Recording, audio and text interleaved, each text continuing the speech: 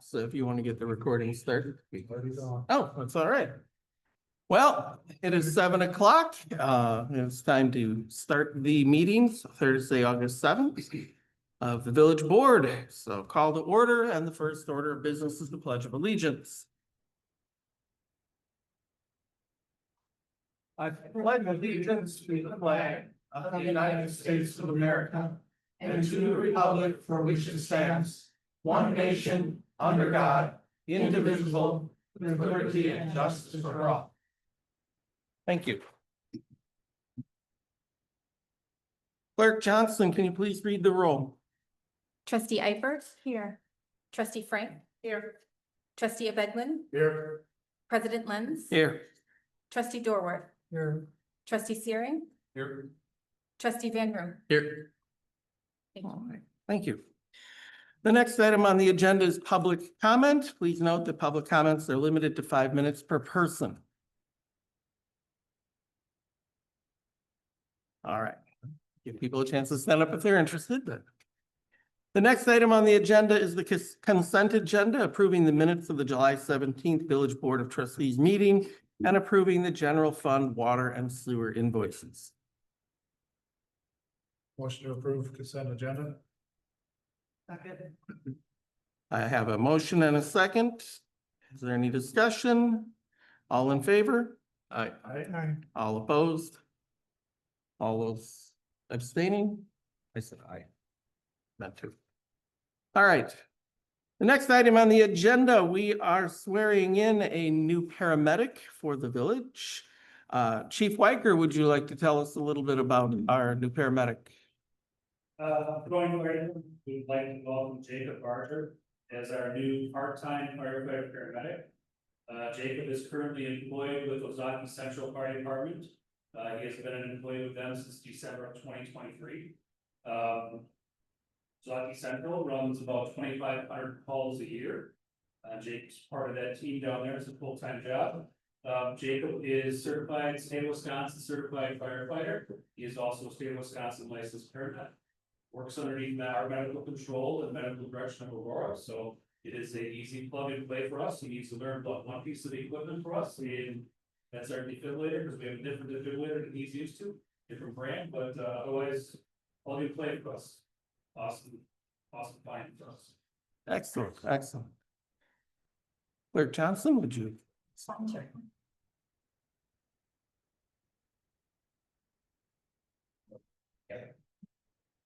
Would you like to tell us anything about yourself before the oath of office? I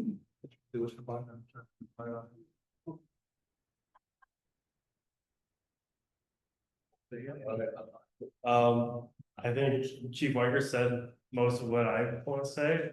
And I have done the training on the monitor, so we're all good there.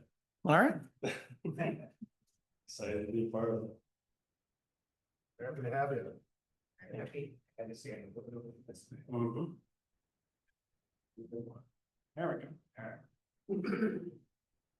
Please raise your right hand and repeat after me. I, Jacob Barger, I, Jacob Barger, having been appointed to the office of paramedic, having been appointed to the office of paramedic, but have not yet entered upon the duties thereof, but have not yet entered upon the duties thereof, swear swear that I will support the Constitution of the United States, that I will support the Constitution of the United States, the Constitution of the State of Wisconsin, the Constitution of the State of Wisconsin, and will faithfully discharge the duties of said office to the best of my ability. and will faithfully discharge the duties of said office to my best of my ability. So help me God. So help me God. So somewhere. Thank you. Congratulations. Congratulations.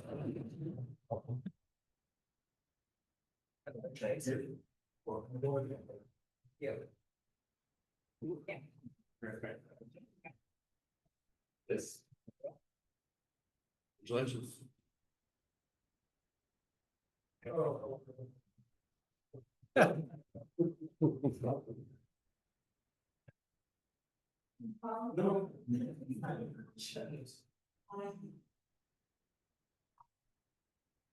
So Chief, where does that bring our staff, the paramedic program? 2 full-time, 2 part-time right now. Okay, It's where we wanna be. okay. Yeah, and I have an interview with 2 other candidates for some part-time position potentially. Great. Do one.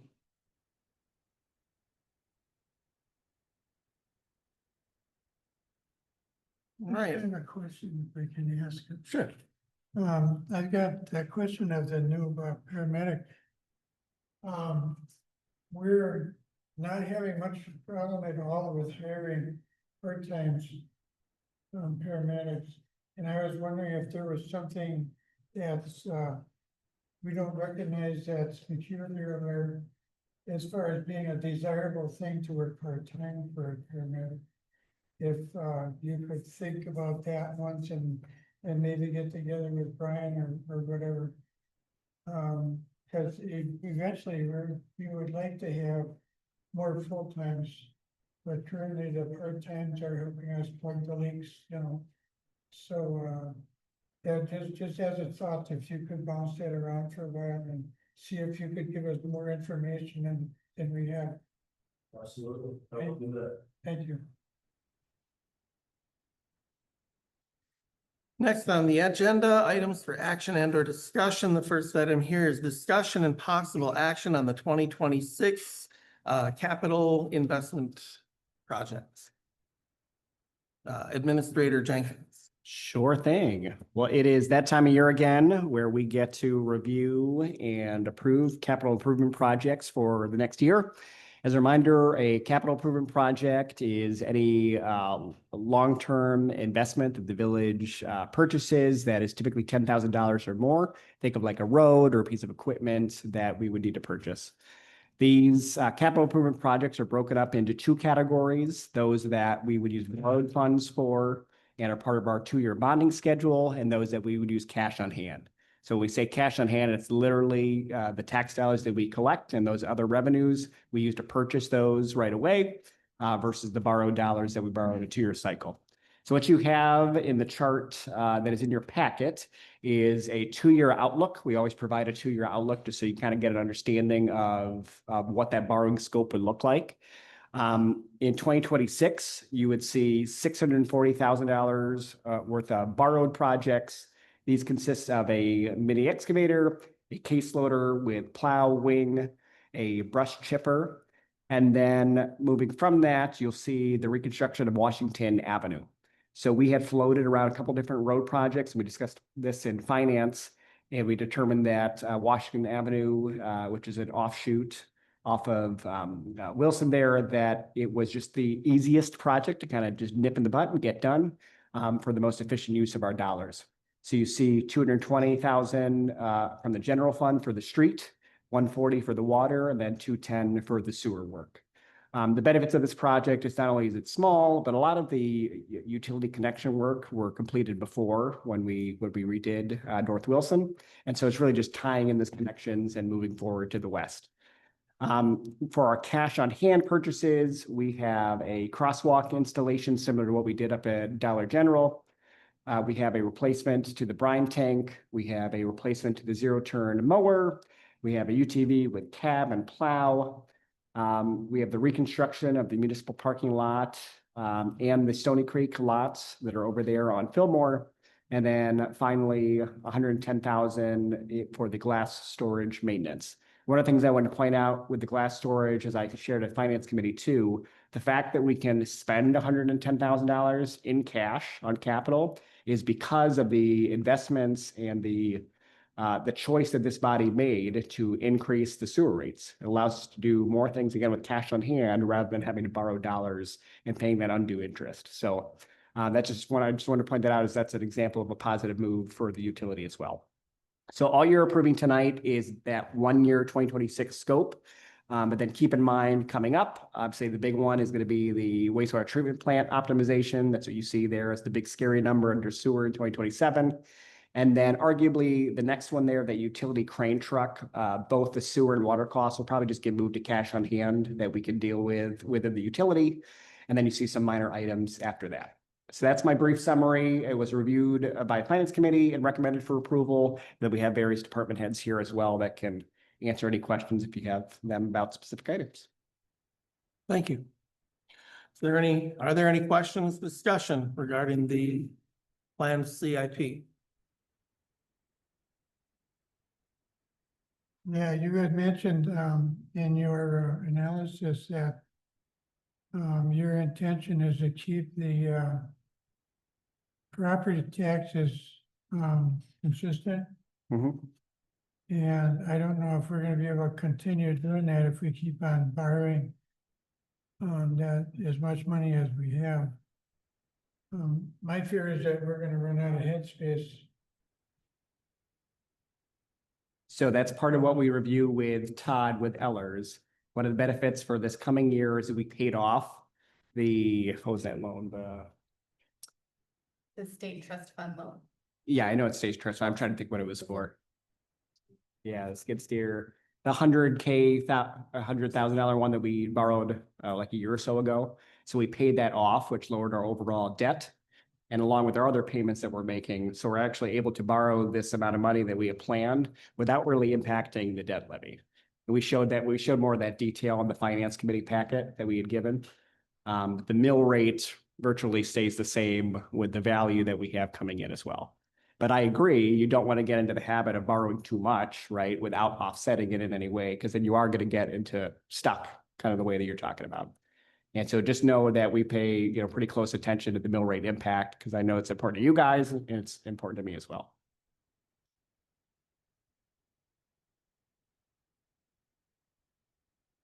Other questions or discussion?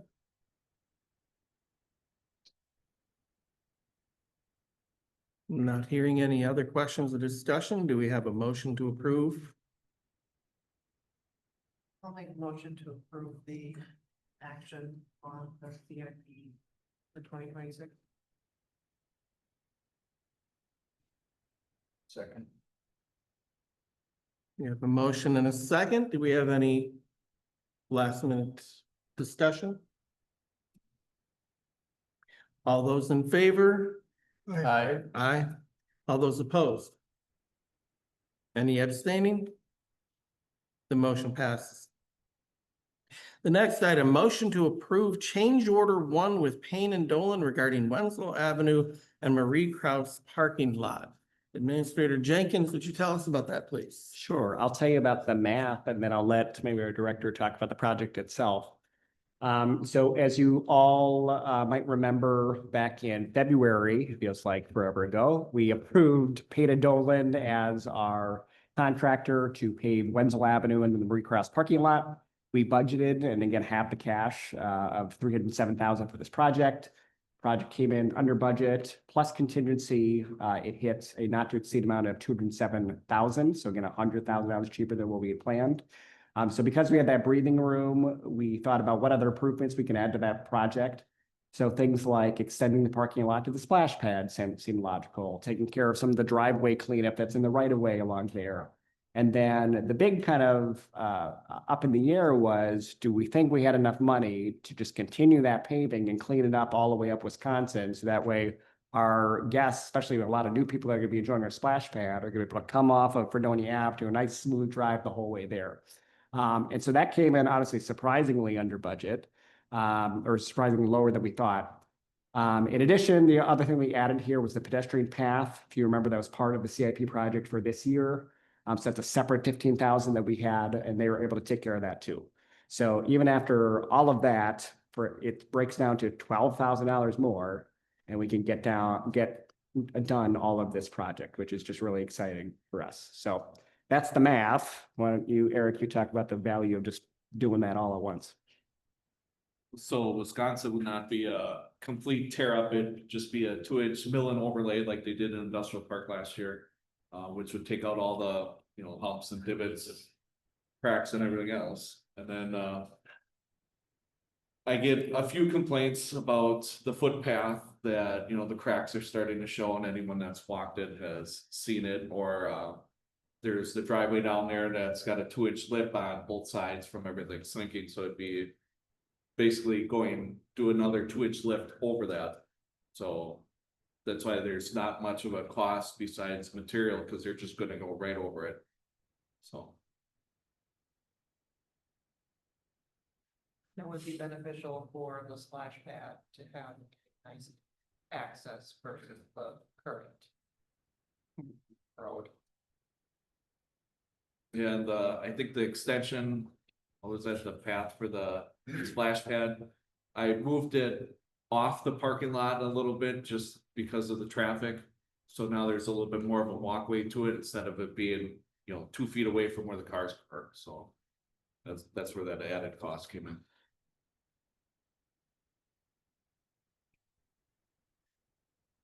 What's your opinion as far as what shape Wisconsin Street is? The infrastructure, the water, the sewer lines, all that stuff. If we ever get to working on that, we're gonna have to replace the whole thing, maybe even curb and gutter, et cetera. I haven't had any breaks or any issues with the water or the sewer. I know the storm would need work, a lot of some pump hookups. But I mean, that's kind of like Fillmore, it's gonna be total, everything's coming out, all news going in, and that's not feasible now. I mean, that water main shoots from, I'm trying to think of the name of the business now. It's coming across the tracks there, midway through the block. So the feeder's over there and then the sewer crosses down by the footpath. It's aging, but I haven't had any issues with it yet. So Wisconsin, excuse me, Wisconsin Street won't be on the agenda for a full tear up and redo for some time to come. Is that what I'm hearing? I don't see anything right now. And most of everything's going down Fredonia, it's yanking the bend and coming down Wisconsin, so it's a small 6-inch clay pipe that's feeding that. Then it's dumping into the interceptor on Menzel, which is all new. Wisconsin Street is cast, right? I believe it's either cast or ductile iron on. Mhm. I haven't had to dig it up yet, so we'll just leave it that way. We'll just leave it, but, Yeah. okay, then. You would feel confident that we wouldn't be wasting the surface that we're putting on top of Wisconsin Street. Not with Wisconsin. We're gonna grind it over there or just? Yeah, do a 2-inch grind. spots or- Yep, no, 2-inch grind from Fredonia all the way down. So, and then the millings would go down to the park, so we save the money on that for trucking because they're not going anywhere. So I mean, it was what they came back for a price. I was surprised. All right, well, if you're confident, I'm just you know what I'm getting at, I'm confident. You're gonna jinx me, aren't you? So my question would be just because it seems like something like that popped up last second, we had funds left over, like this would be a nice type of thing. Do you think there's any actual safety concerns or any reasons why we would have to do that move forward with this and just do it just cause, or would it be better used elsewhere, like the stuff we're borrowing for 2026, just paying some of that off right away? Well, you can always allocate it to something else, right? So you're correct, whether it's, paying off other debt or, moving it to another capital project. The benefit is that the contractor is going to be here already, right? And they're using the same equipment and time, so we might as well. It's one of those things. And this was discussed at our parks meeting about a year ago when we were floating to building out Wenzel there. Just because, again, it's the entrance to that park, and how awkward is it to go from Fredonia Ave smooth ride to driving on bumps and then back onto a smooth ride as we get there. And we also discussed that, to Don's point, if we're going to reconstruct it, the next 5 to 10 years, well, then I don't want to do it either, right? It doesn't make sense for us to blow 30,000 just to tear it up a couple of years later. So once we identified that wasn't the plan, that seemed, again, this is just an efficient, logical use of these dollars to extend that contract.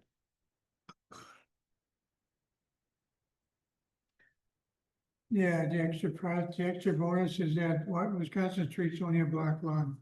And you're gonna set up a job for a block along the street, whatever, what you meant.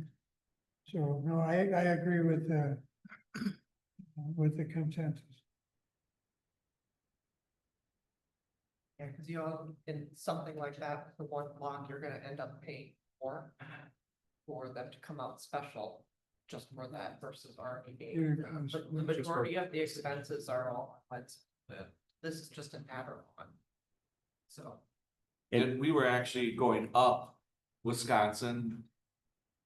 I think it was almost 100 feet. We were trying to make that bend to come out of there. So, I mean, we were already had that in the quote to start with, so. And when he looked at it, he goes, this would be nothing, we're here, our mobilization's already here, you're Yeah. not paying all the extra for it. You're so. not paying second compensation.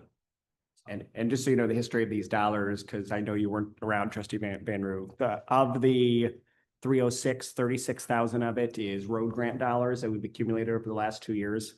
And 75,000 is just cash on hand that have been sitting in our CIP for our road. So it's not all borrowed dollars. I just want to make sure that you knew that too. I guess I'm curious,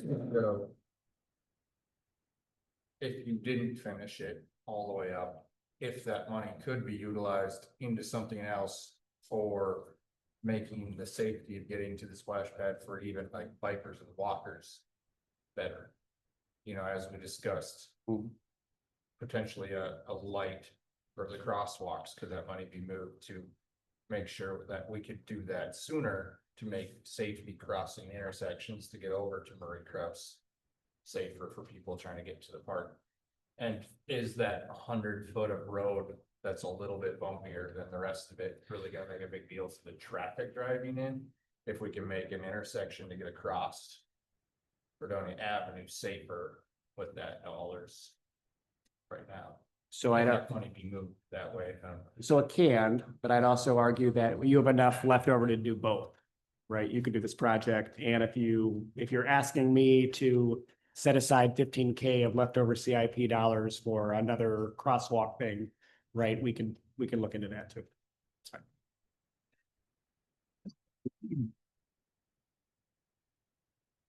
Would you like me to look into that for you? Well, I think we were already discussing looking into that, weren't we? Well, remember, there's two intersections. Yeah, there's two intersections that we were talking about. So you're right, we could maybe look at both. These dollars would roll over into the fund balance for this year. And then in 2026, when we're doing that one crosswalk installation, and we could look at doing the other one too. So the west side there of Wisconsin, that crosswalk's already ready to go, it just needs the equipment for it.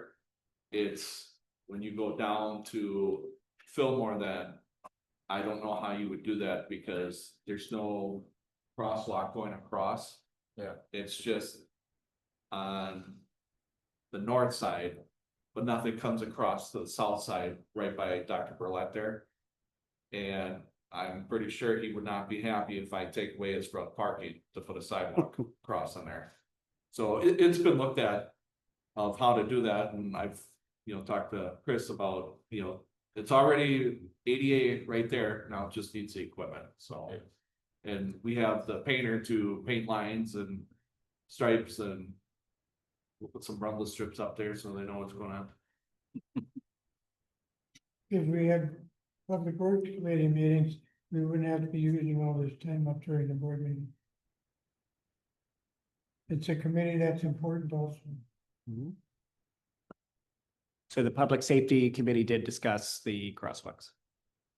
Yeah. That didn't help us. What was that last?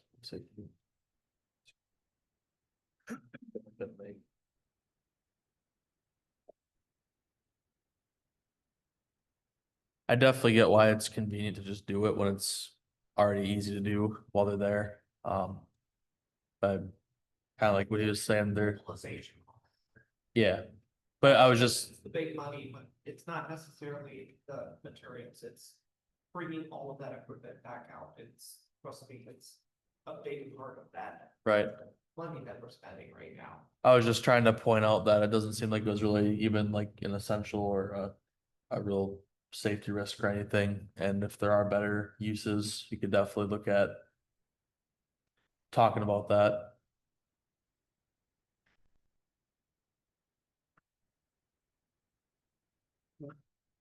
I think it just makes sense, especially since Murray Kraus is, I would say, our most heavily utilized park. Yes. And that's the only way in and out, so it just makes sense to have it in good shape. Especially if there's any sort of emergencies, it'll make it easier for our emergency personnel to get in there as well. Yeah, because we're having a big, hopefully. Big usage. When is it kind of estimated to be done? Splash pad? Hmm. We call them to get on the schedule. Okay. It's on their time now. One other consideration would be that we're gonna have a lot more traffic on Wisconsin. It's gonna get a lot more wear and tear, so building it up a little bit so that it lasts until we do need to do any kind of full-blown tear down kind of makes sense.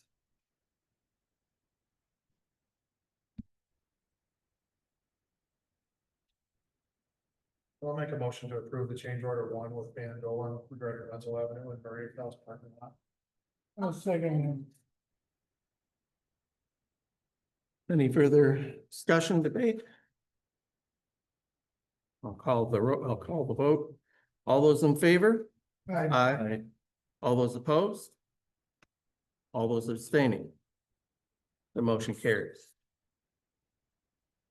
The next item, motion to approve the intermunicipal agreement between the town of Fredonia and the village of Fredonia for township ordinance enforcement services as recommended by the Public Safety Committee. Should I turn this over to Marshall Leet or to Administrator Jenkins? We both can cover it. All right. I'll start it off. So the town of Fredonia does not have what's called a code enforcement officer, which means that when there's a municipal violation, so again, not a county violation, state, federal, if there's just a municipal violation, they don't have an entity or authority to enforce that ordinance, which means that they also don't have anybody to write the ticket, and there's no place for that ticket to go. Okay? So they reached out to the village, specifically the village marshal, to see if there's some sort of cooperation that we could do. So first I approached Marshall Lee to see if he had the time and could handle, the whopping maybe 2 or 3 calls that he might get a year. And he felt that he could. And so then we started looking at what an agreement might look like. Luckily, there's a lot of municipalities in Wisconsin that do this sort of shared services. So it's pretty easy to break down an agreement that covers our risks, our insurances, indemnifies the village, while at the same time covers the needs that they need. And it's really just, again, a case-by-case basis. If somebody has a violation, they can call the marshal's office, and the marshal's office is the one that can come and issue the ticket. So you'll see in the appendix, what I think is the most important part that's on page 30 of your packet is a breakdown of costs. One of the reasons why this is such a cheap service for the town is because the marshal's office is a cheap service for us, which we appreciate. So the cost of a deputy annually to us, because they don't have benefits and things like that, is fairly frugal. And so we add in the deputy's wages, the clothing, total that. We add in a little bit of benefits like the workers' comp, FICA, and things like that we have to pay for. We get to a cost of the deputy, and then we divide it out based on the average hours that we think are going to be used. And so long story short, when you add in all these costs, the cost of our marshal to us is that $118.34 that you see for the hourly deputy cost. And so then we take that by times the miles plus administrative costs plus mileage. We're driving into the town and back and forth, and you see the total contract's a whopping $1,771, or a monthly cost breakdown of $147. So the way the agreement reads is, again, it's a case-by-case basis that they would utilize our services. The town would need to join what's called the Mid-Moraine Municipal Court, which is the court system for most of Washington County and Ozaukee County. Any ticket revenues would run through that court. We would intercept those revenues first to make sure that we get paid and reimbursed for those monthly costs. And then obviously any excess revenues would go back to the town. So that's how it works. And then I'll let the marshal discuss, the workload and how you envision this. Well, when town first approached the village on this, as I explained to Chris, Marshall's office position on whether or not we can do this is essentially neutral. I work at the direction of the board, you guys dictate my agency's workload. My role in this was to make sure that we are capable of it. And to what any possible concerns we might have. As I understand this, this will not involve controlling the township. I think that raises additional questions were that to be the case. That's beyond the scope of this agreement. This would basically be us serving as an access point for the township. For their violations to run through municipal court. Because such things can't occur without a law enforcement agency, the way the system is set up. As such, I think the workload of this, provided the estimates from the township as to the calls are accurate, would be very, very low. If it remains the 5 or maybe 6 violations per year as anticipated, that's something I can handle myself without impacting patrol activities or such. It's merely taking the information, writing it up, and forwarding it to the court after issuing the citation. So it would not be an investigative role, it would not be a patrol. As such, I think it is probably within our capabilities within the scope of this agreement. And the question of whether or not we should do this, I leave up to you.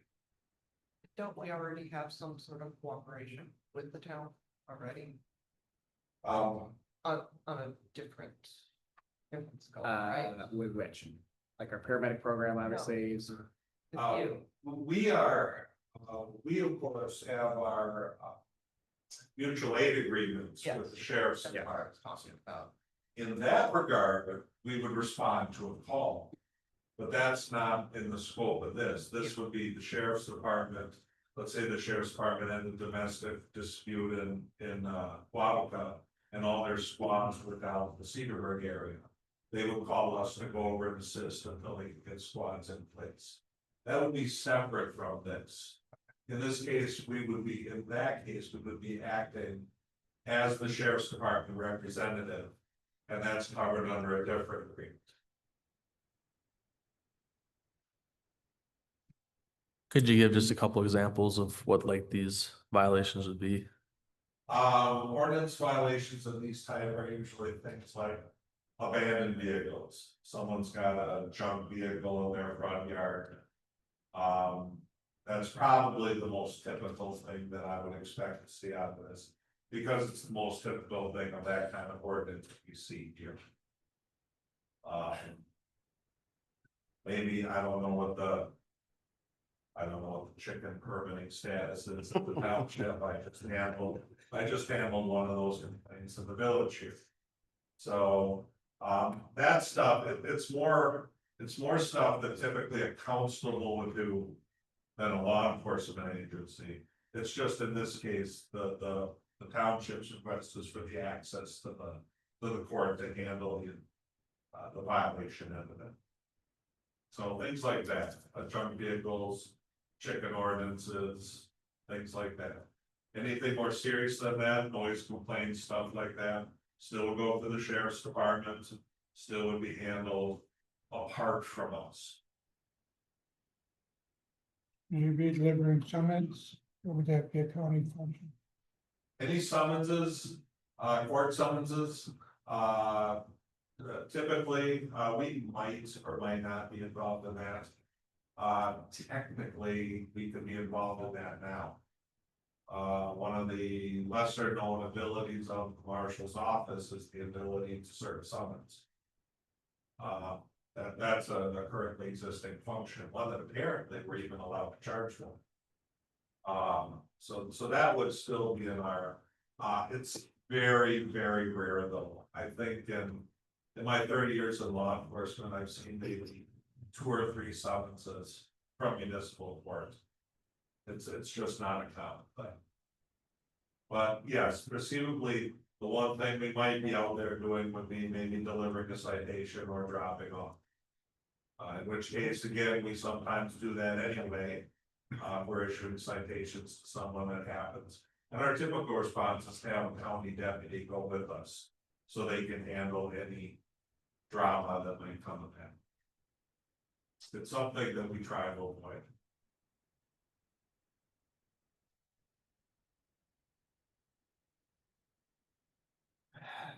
We have, would the village have to adopt the town's code of ordinances and include them in our code of ordinances in order for you to be able to do this? That is a question that I believe probably needs to be worked out between the board and the village attorney. I believe that it can be done as a single adopted by statute. Yeah, in mass. Yeah, in mass. Rather than going through the tedious process of doing it as a step-by-step basis. But for a final answer on that, that would probably have to come from the court and the village attorney. Yeah, and I would concur that that's what, like, the town's attorney had already suggested, like even built in, right now the town's going through a recodification process. And at the end of the ordinances, it's pretty much a blanket. If you're violating the ordinances, here's the first offense, here's the second, here's the third, and the town code enforcement officer has the right to, issue these citations. So I know it's easy on the town side. I guess we can look into what language we need to have technically in the village side to do the same kind of blanket statement. Yep.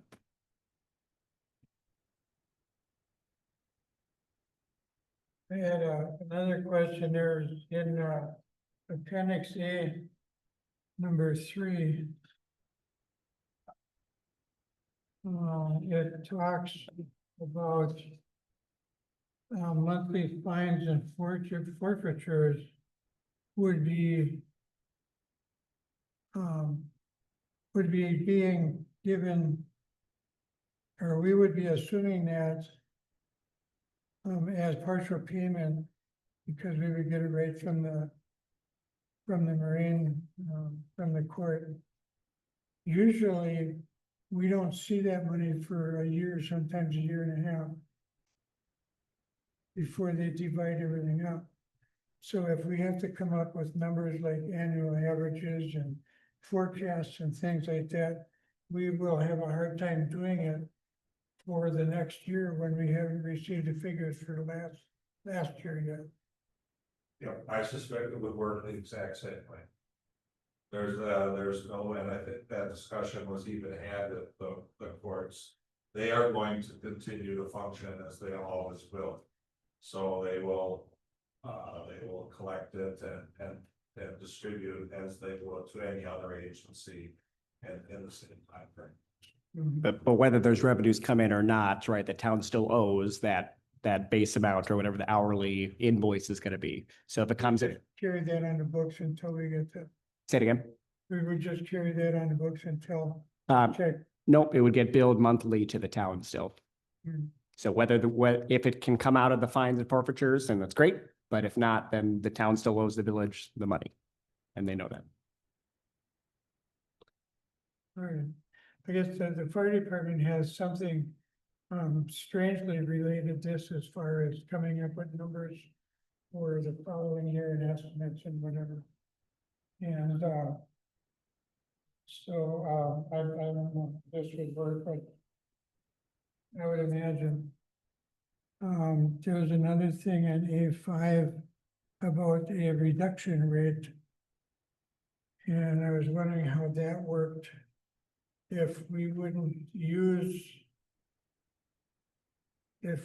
perform services in a township, like the estimates would say, well, we should be, that there is a rate reduction.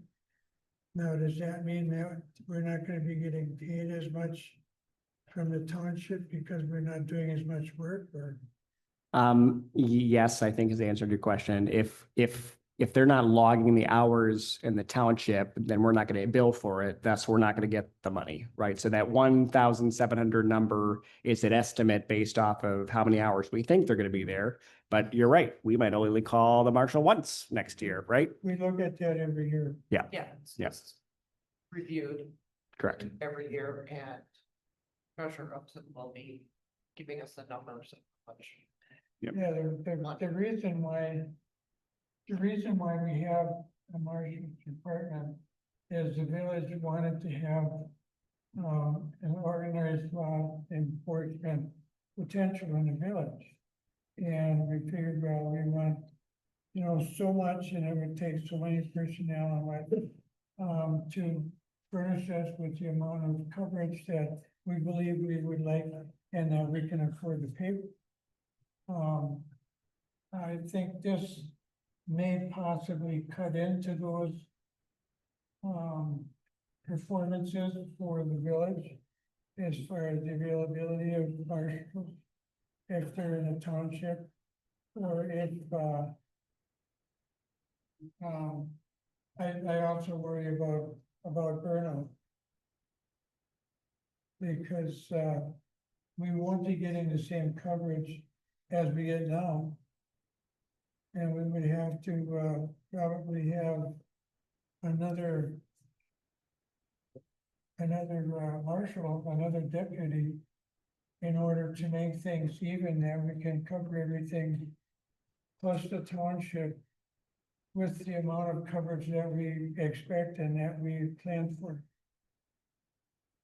I'm not sure I agree with that. I mean, it says here on the appendix B, total estimated annual hours for the town, 12 hours, be an hour a month. I don't know that that would cut into the coverage for the village in any significant way, personally. And I would think that if it ever does get overwhelming, I hope and I trust that Marshall Elite will be very frank with me if and when that were to happen. And if there's burnout amongst the guys, or he's like, you know what, we just can't staff it anymore without, paying for another person. Well, as soon as I hear that word, then I'm gonna be a little panicked too, right? So no, this is all based off estimates. We looked back at, how many types of calls like this would we have used or would the town have used of the village? If this were to be in place. So we feel like it's a pretty good start. But you're right, if it gets crazy and the demand is high, then again, I'll take my one employer hat off, but we tell them to pound sand and say, look somewhere else, because we don't want it to be not cost effective for us as well. Yeah, I'm not endorsing, doing this, it's not my role. I will say this in regards to that concern. And I think I've had that conversation with Chris. My obligation is to the village of Fredonia and the village of Board. That is crystal clear in my mind. I would not allow it to interfere in that obligation to the village. Village is who I work for, the village board is who I work for. And that is where the marshal's office, attention and focus will. And this is just for, does it expire at the end of 2025 and then you can It's an annual. Oh, annual, sorry. Yep. Yeah, because we have, we not only have a department, but we've dressed it up. And it's, as dressed up as any police, village police department in the area, other than maybe the number of arms and whatnot. We have our automobiles, we have our guns, we have our paraphernalia, our cameras. We have our, officers go to different functions along with, when they're holding a function, our officers will go along, like if it's for shooting or target practice, or whatever, those types of things. And that's, I noticed there's a 70 cents in here administration fee for each hour. Is that over and above the cost per mile of the federal government. Yeah, that's the mileage rate. Yep. So then we would be getting paid for, Michelle to be doing all this book work. So there's two different numbers there. There's administrative costs, that's Michelle. Yeah, or Eric's time. And then there's the mileage, that's the 70 cents by 15 miles. So you see the 180 there. So we've accounted for both the fuel mileage and the administrative costs. The last time we looked at this was, I believe, about 12, 13 years ago. Yeah. We went and we looked at this extensively, and this is a bit of a reduction in what the town was asking for at the time. Although, government, you have bracket creep and government, there's nothing you can do about it. It comes and it happens. It's, there's a lot of stuff in here that the town won't be paying for, won't be reimbursing us for it. It's the invisible stuff, just like the fire department has invisible stuff. And we got complaints from different departments, oh, well, we can't put a number on that, we can't this, that, whatever. Well, okay, well, we'll take care of that, or whatever. There's no way we can do this without it costing the village taxpayers more than what they're getting from their marshals department. So I just wanted to bring some of those things out into the open. I'm not gonna die on this hill. I'm not willing to commit suicide tonight because the board's set. It's all set, everything was done, and we got a finished product here, and so that's pretty much all I have to say. All I can say is I'm going to trust in our administrator and our treasurer to keep a very close eye on expenditures, and trust that Marshall Lead is going to be informing our administrator and our staff here of any issues. So, and as this, we've said, this is a yearly contract, so we could give this a shot. And if it's not going to work out, we don't have to renew it next year. And we can trust that these people are going to be reviewing it pretty closely. Yeah, well, the township should understand and expect to get a higher bill next year if they want to renew it for 26. Because it's like renting the fire department for while you're having a fire. And when you don't have a fire, then you don't pay anything to, we went through that too, when we're dealing with that. We're providing the service, we have the personnel, we have all the sundries and everything, and it's a turnkey operation, it's all there and it's ready to go. And that costs money, that's invisible. We have to maintain things and we have to do all that stuff. So you can't really put a number on the few things that we're looking at in this contract and expect to get even close to reimbursing the village for the full cost of what it takes us. Plus, we have a department that's ready to go. We should be able to make somewhat of a reasonable profit in having that ready to go, that they can just rent us from us. That should be considered. I think right now we don't know, right? If we're gonna turn a profit or come even or lose money. That's why these numbers were created. That's where all these, they took all the numbers they possibly could. Obviously, no one can play the what ifs. We can't play a what if they go to serve a violation for chickens and the guy flips out and it hurts one of the deputies, right? We couldn't play that what if in the village as well. Those are the unforeseen costs, but we can take the costs that we do know about, which they did. They broke them down and then they broke the hours down and said, this is what it's going to cost us to make these calls. And, Provided everything goes 100% right. and all that does is minimize our loss. And our loss shouldn't be very big in the first place. 'Cause Well, we're and not talking- after this year, we can see if there's a loss, right? And if there is, then we Make it just. talk to the town about making adjustments, and if they can't agree to those adjustments, and we don't agree to those losses, then that contract is over, right? Yeah, if that, in a perfect world, that's possible and that would happen. But that would never happen. Government doesn't work that way. It would not happen. Hang around for another 10, 15 years. You'll see that. But I said I was going to change. And I take your point, you know, that appendix B section, you're right, that's what we're gonna closely look at. And every year, we're gonna update it based off of the actual numbers as they come in, so I agree.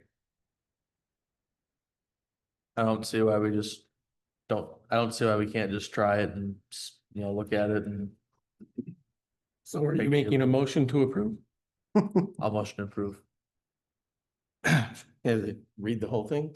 No, all right. Do we have a motion to approve? Do we have a second? Any further discussion? All those in favor of the motion to approve the intermunicipal agreement? Aye. Aye. All those opposed? All those abstaining? The motion carries. What about the nays? I said the nays. You said ayes and abstains. I said nays, didn't I said ayes first, then nays. Did you mean to say nay? What? Should we recall the vote? Let's try again. All right. So we have a motion and We have a motion and a second. Any further debate? All those in favor? Aye. Aye. All those opposed? Nay. All those abstaining? Okay. I say opposed, not nay. Anyway. That's all right. We fixed it. Yep. All right, so that one's carried. Motion to approve the 2026 to 2028 annual assessment services contract with Catalyst Tax and Comma Incorporated. Administrator Jenkins? Sure, this one's really short and easy. Catalyst is our current assessor. We would like them to stay our assessor. It's a new 3-year contract, only goes up by about $500. Please pass it. Any questions? I just have one question. Yeah.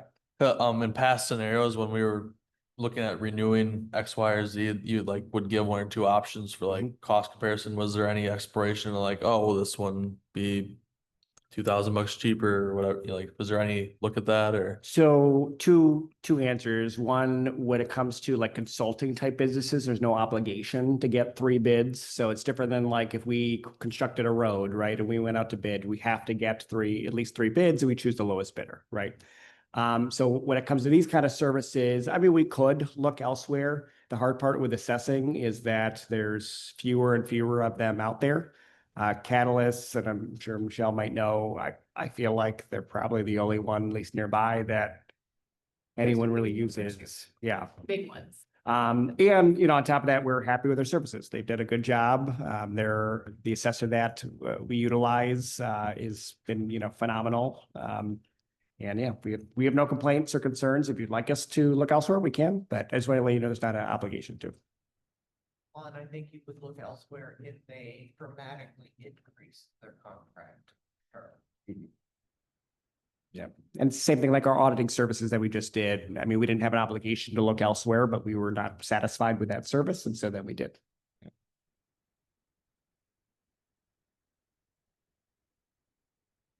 I'll make a motion to approve the 2026 to 2028 annual assessment service contract with Catalyst Tax and CAMA Incorporated.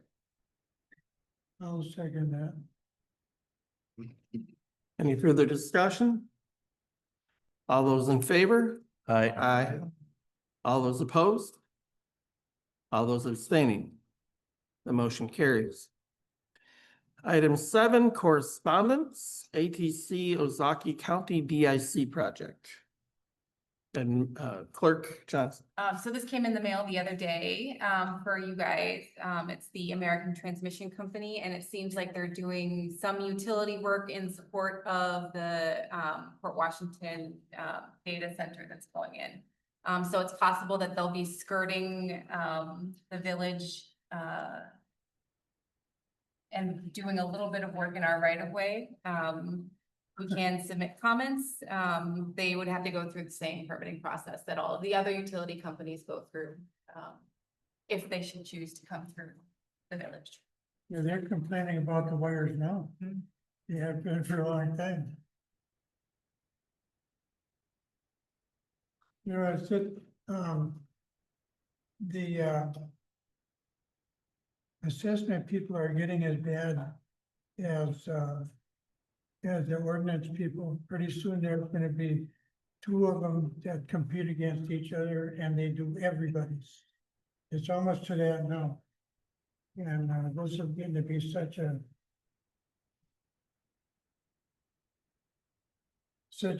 touchy thing with all of the software that keeps on renewing and reinventing and whatever that. It's not gonna be long and we'll be narrowed down to a half a dozen of these nationwide, so. It'd be kind of hard to get three bids. The next item on the agenda, items for future consideration. Have anything? Motion to adjourn? Seconded? Second. All those in favor of adjourning the meeting? Hi. Aye. Opposed? The meeting is adjourned. That's only eight of them. That's not bad at all. You were talking and I cut you off, didn't mean to, at one point, you had, the other day.